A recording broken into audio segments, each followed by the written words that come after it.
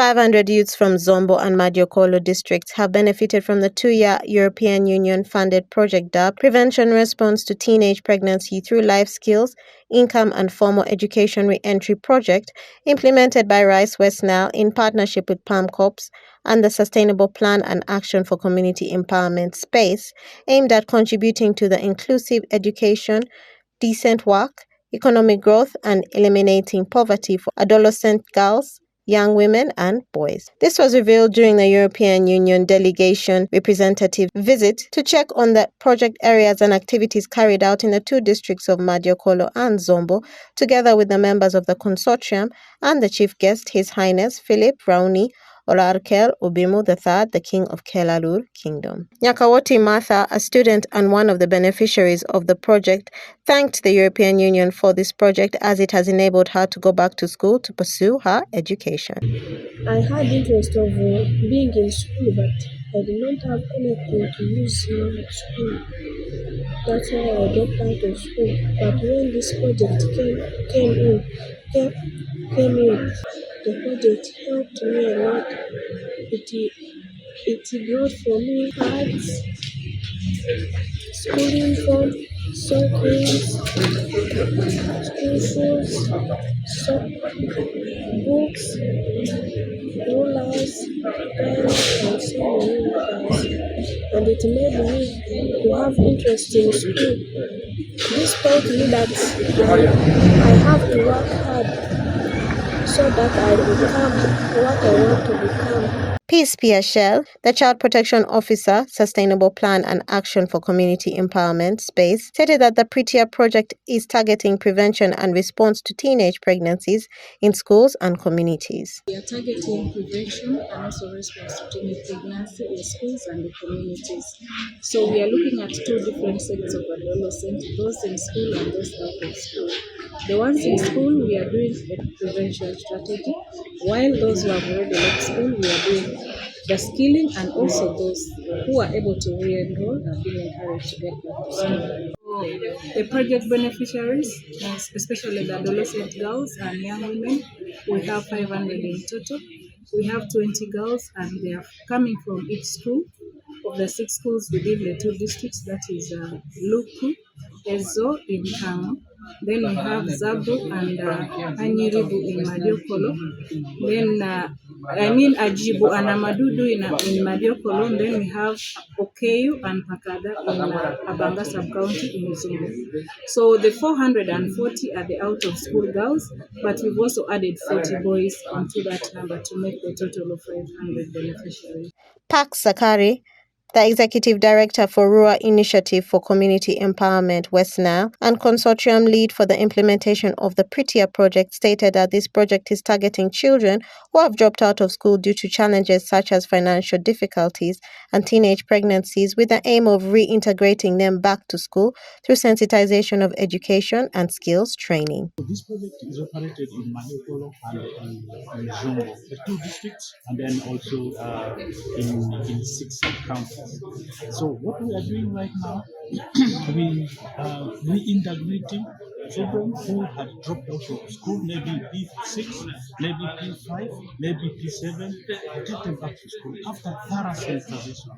And I'm happy to inform that through this project, we're able to make children who had dropped out from school, some have not reached senior. The case in point is we have a representative of such children.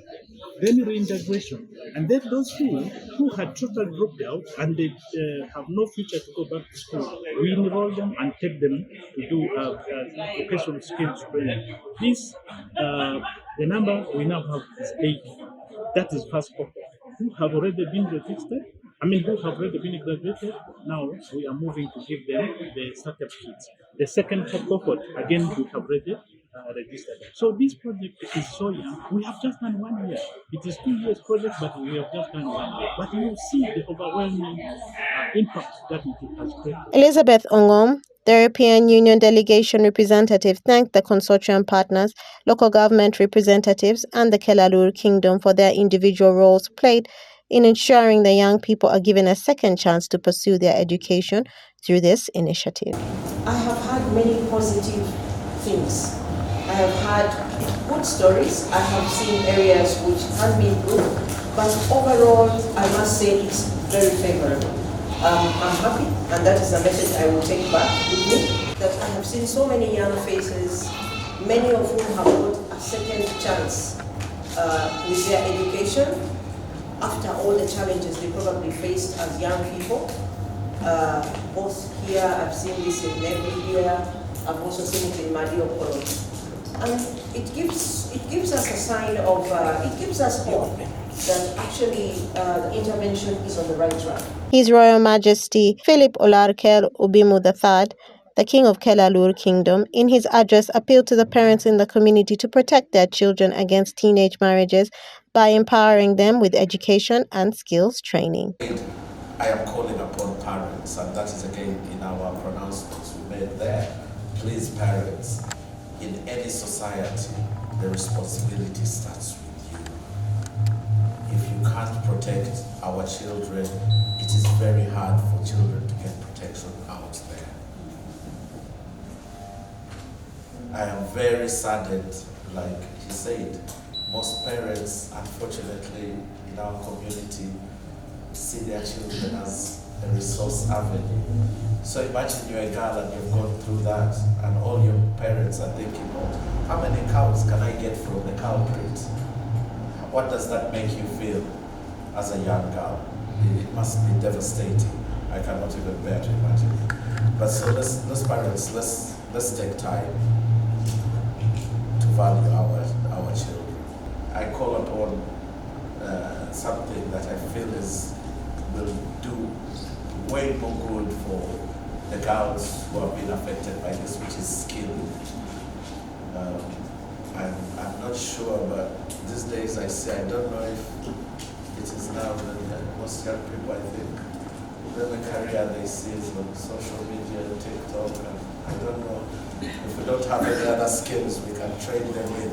We could give them media skills. I have no problem with that, but we should look at giving our young girls skilling. I feel that's something that can really help benefit them. Not only it takes them off, has something to do, helps them occupy their time, but it takes them away from areas where they could be susceptible or vulnerable to some of these vices that we do not want.